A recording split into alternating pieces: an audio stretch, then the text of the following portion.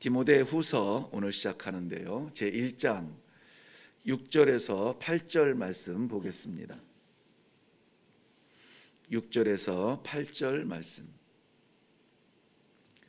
네, 우리 한 목소리로 읽습니다. 시작.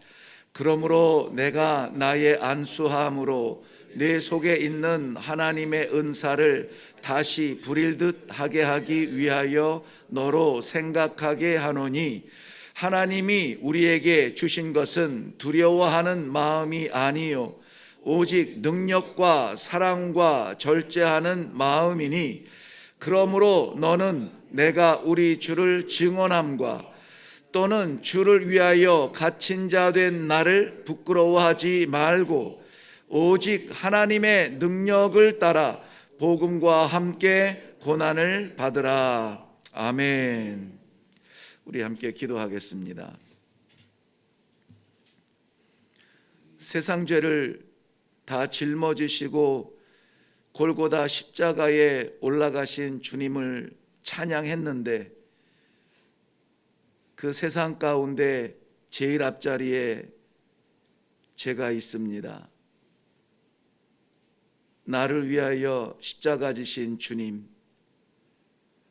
주의 최후의 영광 얻으시기까지 오늘도 십자가 지겠다고 찬양을 했습니다. 입술이 부끄럽지 않게, 찬양이 가락되지 않게 이 아침에도 말씀을 주시고 말씀 따라 최후의 충성의 현장에 설 수 있는 복된 성도들이 되도록 축복하여 주시옵소서. 오늘도 말씀하여 인도하여 주실 줄로 믿사옵고 예수님의 이름으로 기도하옵나이다. 아멘.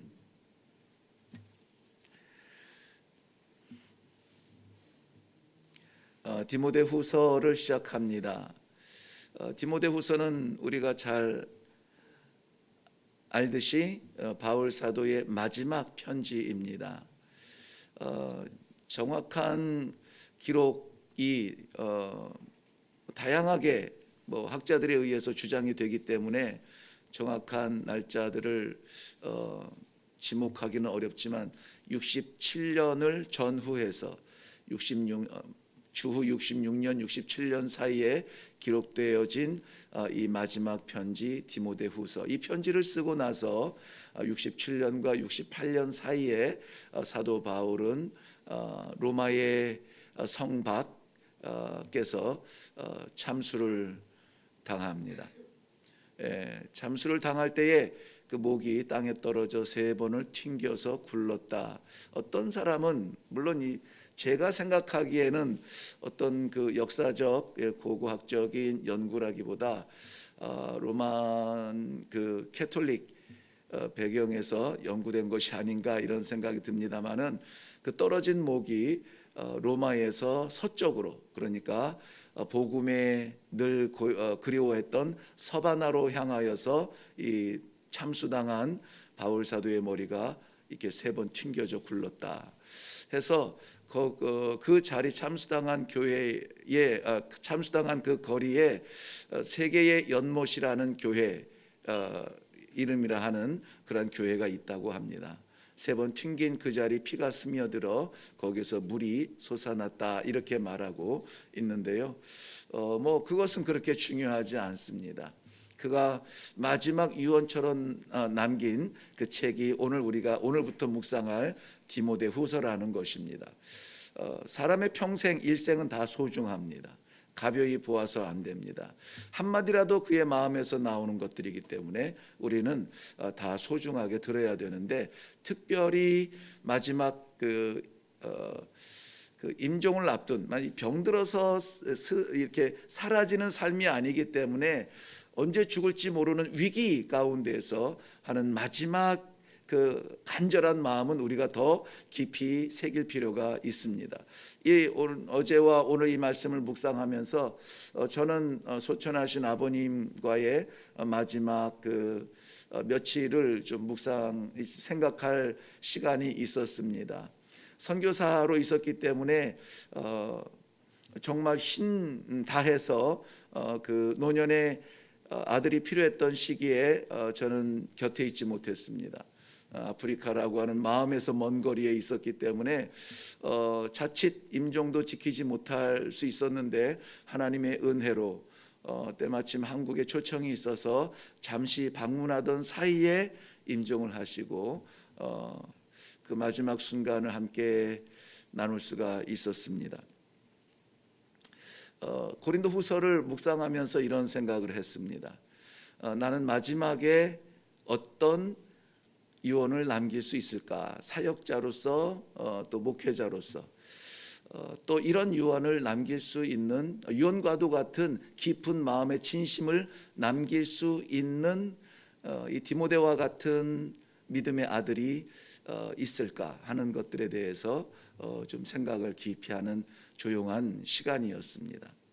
사도 바울의 위기가 이제 다가왔다는 것을 직감하면서 남긴 그의 마지막 글, 어떻게 보면은 사도 바울의 생애를 한마디로 요약한 글이기도 할 것이고, 많은 복음을 전했죠. 많은 설교를 했고 많은 곳을 다니면서 많은 사람과 이 복음을 나누었는데 그의 모든 복음을 다 통틀어서 종합한다면은 마지막 그의 복음의 도장과도 같은 고린도 후서 일 것입니다. 근데 고린도 후서도 요약하면은 결국은 복음과 고난이에요. 복음과 고난. 그래서 고린도 후서를 묵상하면서 우리 전체적인 주제는 바울 사도의 마지막 남기는 그 호흡과도 같은 그 진심을 담아서 복음과 고난이라 이렇게 정해 보았습니다. 자, 이 복음과 고난은 쉬운 단어이지만 우리가 쉽게 받을 수는 없는 단어입니다. 복음은 우리가 너무나 좋아하죠. 노래도 복음송 이래가지고 복음을 담은 노래도 하기를 좋아합니다.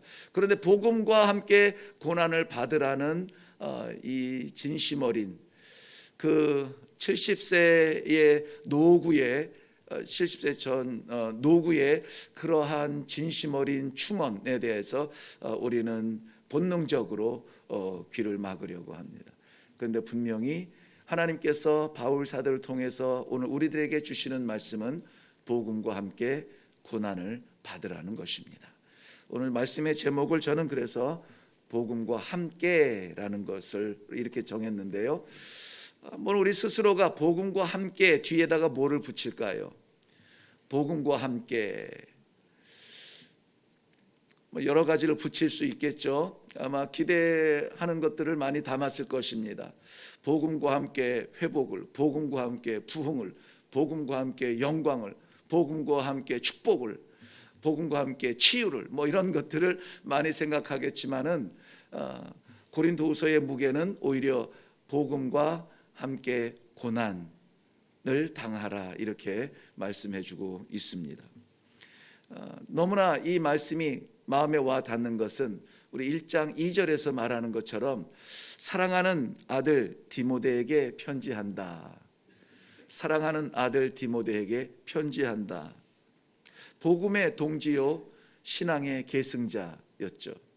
그래서 이 믿음의 공동체 안에서 우리는 오직 형제요 자매라고 말하고 있지만은 그러나 이 믿음의 계승자, 신앙의 계승자가 반드시 있어야 되지 않나, 그걸 이제 좀 고민하게 되는 겁니다. 사도 바울에게 디모데는 믿음의 계승자였습니다. 그래서 아들이라 부를 수가 있었죠. 6절에서 다시 한번 이 디모데에게 회상시켜주는 부분이 있는데요. 6절에 보면은 디모데의 안수 받을 때를 다시 한번 회상하게 합니다. 사람들이 그러한 그 소중한 기억을 끄집어낼 때에는 그것이 의지가 될 때입니다. 다시 말씀드리면 디모데 후서를 받는 디모데가 지금 평탄한 목회를 하고 있는 것 같지는 않아요. 뭔가 어렵고 무언가 혼란스럽고 목회자로서 무엇을 외쳐야 될지, 성도들이 어떻게 받아들이고 있는지, 교회 안에 말씀과 같지 않은 이질적인 어떤 분위기가 일어날 때에 이 고린도 후서를 기록하고 있는 것입니다. 디모데가 안수받을 때의 모습은 디모데전서 4장 14절에 나오는데요, 거기에서는 이렇게 기록하고 있습니다. 내 속에 있는 은사 곧 장로의 회에서 안수받을 때에 예언을 통하여 받은 것을 가볍게 여기지 말라. 디모데가 사역자로 안수받을 때에 하나님께서 그 속에 은사를 주셨다는 거예요. 은사. 그러니까는 이 디모데가 안수받았다라고 하는 것은 직분과 직책의 변화가 아니라 그 사역을 위해서 하나님이 주신 은사가 있다는 것입니다. 우리 모두는 성령의 안수를 다 받았습니다.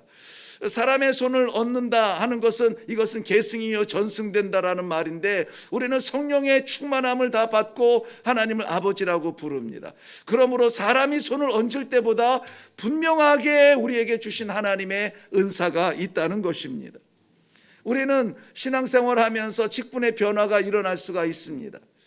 직책의 자리도 옮기고 직책의 변화가 나타날 수가 있습니다. 그런데 자리가 아니라 그것을, 그 사역을 감당하도록 하나님께서 주신 은사가 있다는 것이죠. 은사. 이것은 영어 성경에서는 gift라고 했습니다. gift from God, gift of God이라고 했어요. 하나님께서 주신 선물이 있다는 것이에요.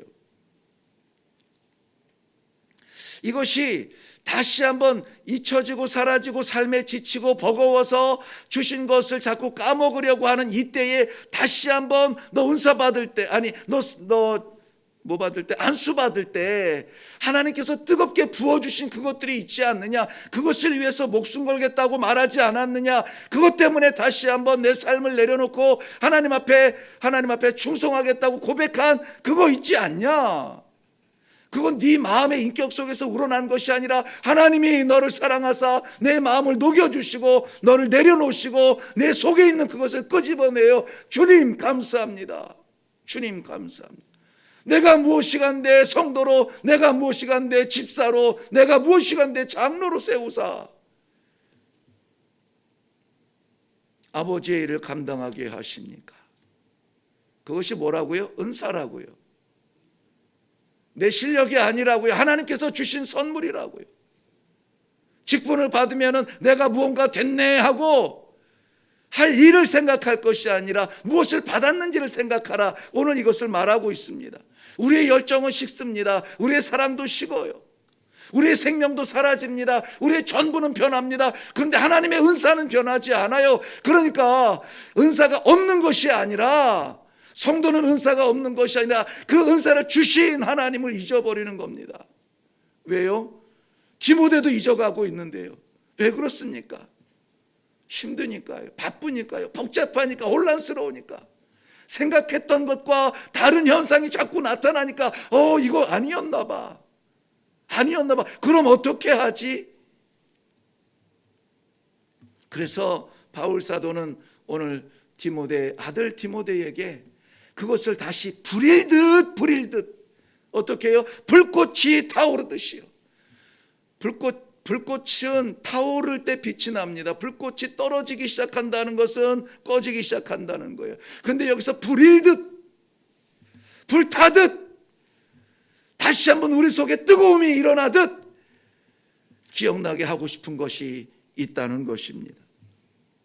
무엇이냐면 능력과 사랑과 절제하는 마음이었다, 이렇게 정리하고 있습니다.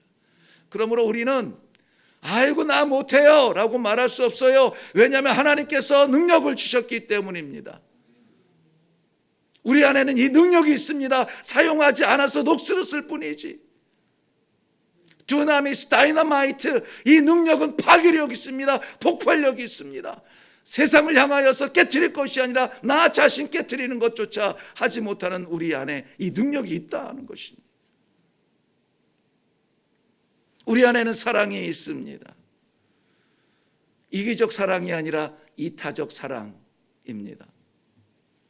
내가 만족이 아니라 내가 손해봐도 내 이웃을 만족시키려고 하는 하나님의 사랑이 우리 안에는 있습니다. 그런데 자꾸 인간적인 내 인성이, 내 경험이 내가 그것을 억누르고 이기적 사랑으로 변합니다.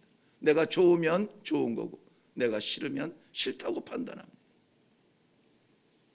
우리에게는 절제할 수 있는 능력이 있습니다. 절제해야 될 가장 중요한 것, 나 자신을 내려놓는 것이죠. 나를 절제하고 하나님의 말씀을 부응케 하는 것, 성도의 본질이고 사명자의 힘입니다. 그런데 오늘 사도 바울은 그것을 근거로 하여서 무언가 요청하고 있습니다. 두 가지를 요청해요. 하나는 부끄러워하지 말라는 것입니다. 무엇을 부끄러워하지 말아야 할까요? 두 가지입니다. 먼저는 바울 자신이 증언한 주에 대한 복음을 부끄러워하지 말라는 것. 복음을 부끄러워하지 말라. 사역자가 디모데가 복음을 부끄러워할까요? 아닙니다. 이 복음을 외치는 것에 대하여서 자신 없어하고 소망을 잃어가는 것이죠. 너는 내가 우리 주의 증언함을 부끄러워하지 말라. 바울이 전한 복음은 하나였습니다. 바로 예수 그리스도의 십자가예요.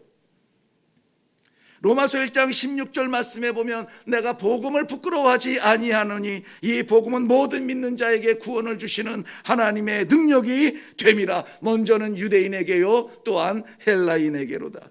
17절 말씀 넘어가면 복음에는 하나님의 의가 나타나서 믿음으로 믿음에 이르게 하나니 기록된 바 오직 의인은 믿음으로 말미암아 살리라 함과 같으니라. 바울의 전한 복음은 다른 것 아니라 오직 예수 그리스도 십자가며 그 십자가를 바라보게 하며 그 십자가를 따라가게 했으며 그 십자가 최후의 영광의 자리에 함께 서도록 이 유대인도 이방인 헬라인들도 모두 다가 초청하였던 것입니다. 오늘 우리에게도 주님께서 동일한 초청을 하십니다. 예수 그리스도의 십자가를 바라보며 그것을 향하여 나아가고 따라가며 또 그의 영광에 이를 수 있도록 우리를 초청해 주시는데 우리가 그것을 부끄러워하면 안 된다라는 것이죠. 두 번째, 부끄러워하지 말라는 것은 그 복음을 인하여서 갇힌 자 된 사도 바울 자신을 부끄러워하지 말라는 것입니다. 복음으로 인한 핍박과 고난은 이미 고린도후서 11장 23절부터 27절까지 우리는 충분히 다 들었습니다. 그런데 오히려 바울 사도는 지금 이렇게 겪는 모든 고난은 장차 나타날, 장차 내게 주실, 장차 허락하실 하나님의 영광에는 비교할 수 없도다. 비교할 수 없도다.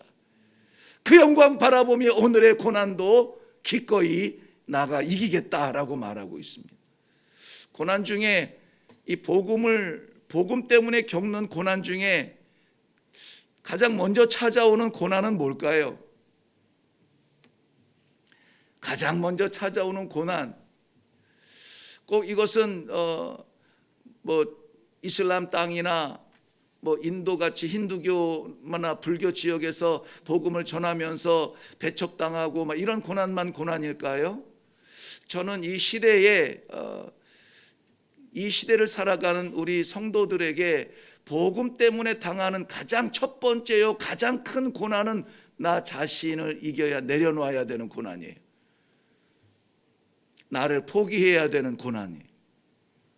내가 아니라 하나님이십니다. 내가 아니라 주님이십니다. 내가 아니라 주의 나라입니다 라고 말할 수 있는 그 고난, 그건 너무나 어려워요. 정말 죽겠습니다. 정말 복음이라도 포기하고 싶을 만큼 내 자신이 소중합니다. 그런데 복음과 함께 고난을 받으라고 하는 것은 복음과 함께 이 고난을 이기라고 하는 것이에요. 사도 바울이 당했던 육체적인 고난은 고난이 아니었습니다. 끝까지 이 십자가 붙들고 나아가야 되는 그 인내, 그것은 고난의 가장 깊은 자리였습니다. 오늘도 그 복음을 인하여서 자신을 내려놓는 복음의 첫 발자국, 아니 고난의 첫 발자국 디딜 수 있기를 주님의 이름으로 축원합니다. 이것을 위해서 적극적으로는 복음과 함께 고난을 받으라. 복음을 말하되 고난을 말하지 않는 이 시대에 쉽지 않은 말입니다. 복음은 소망이요, 복음은 생명이요, 복음은 영광입니다. 복음은 죽음 같은 내 삶에 찾아온 그러한 구원의 소망이었습니다. 복음은 영원한 생명을 주신 하나님의 선물이었습니다. 복음은 그것을 끝까지 붙들고 지킨 자에게 누구도 빼앗을 수 없는 하늘 영광을 주신 것이었습니다. 고난을 받으라는 말이 무슨 말일까요? 그 고난을 준비하라. 마음에 다짐하라. 그리고 NIV에서는 우리 제일 많이 쓰는 책인데요. NIV 영어 성경에서는 나와 함께 고난에 참여하라 이렇게 얘기하고 있어요. 함께 가야 된다. 그리고 또 다른 번역에서는 고난에 참여하는 자가 되라. 고난은 구경하는 것이 아니라 내가 참여하는 것이라고 말하고 있습니다. 사랑하는 성도 여러분, 오늘 이 아침에 우리가 함께 묵상한 디모데후서는 많은 성경책, 귀하지만 그 중에 바울의 마지막 책, 유언과도 같은 책이었습니다. 그는 복음과 함께 우리는 무엇을 받을까요? 로마서 8장 17절 말씀 결론으로 드립니다. 자녀면 또한 상속자, 곧 하나님의 상속자요 그리스도와 함께한 상속자니 우리가 그와 함께 영광을 받기 위하여 고난도 함께 받아야 할 것이니라. 오늘 우리에게 어떠한 기발난 대박을 기대하시겠지만 고난이 저 문 밖에서 기다릴 수 있습니다. 피하지 마시고 복음으로 인한 고난이라면 기꺼이 받아 이겨 하나님을 기쁘시게 하는 귀한 성도님들의 삶의 자치가 되기를 주님의 이름으로 축원합니다. 기도하겠습니다. 복음과 함께 고난을 받으라. 신앙생활 수십 년이 되고 목사가 됐는데도 복음은 좋은데 고난은 여전히 싫습니다. 그러나 복음의 사람 주변에 어슬렁거리는 이 고난의 현장 피하지 않고 사랑하는 성도들 오늘 나아가 고난을 밟고 이겨 하나님의 그 복음의 현장, 그리스도의 십자가의 현장에 함께 설 수 있도록 역사하여 주시옵소서. 나를 이기고 나를 짓누르고 나를 밟고 일어나는 고난의 첫 발자국에 나는 두려워서 할 수 없지만 하나님 함께하여 주시어서 오늘 그 길을 나아갈 수 있도록 축복하여 주시옵소서. 감사드리며 예수님 이름으로 기도하옵나이다. 아멘. 오늘 말씀 제목처럼 복음과 함께 우리는 무엇을 기대했던가? 너무 이기적이지 않았나? 말씀을 통하여서 주신 것은 복음이 있는 사람은 고난을 당한다고 하는데 고난 때문에 복음의 현장을 피할 것인가? 복음 때문에 고난의 현장으로 달려갈 것인가? 오늘 하나님께서 마음 주시는 대로 우리 자신을 내려놓고 주님 생명 주신 복음을 인하여 감사합니다. 나도 주님 이 복음 때문에 십자가 때문에 고난 한번 받게 해 주옵소서. 먼저는 내 자신이 내려지게 하시고 어떠한 고난이라도 복음 때문이라면 기꺼이 짊어질 수 있도록 역사하여 주시옵소서. 오늘 이 복음과 함께 고난을 받으라는 말씀으로 중심하여 기도하시고 그리고 여전히 고통당하는 우리 튀르키예 형제들 자매들을 위해서 우리 긍휼의 마음으로 기도하시고 나아갈 수 있기를 바랍니다. 우리 다 같이 기도하겠습니다.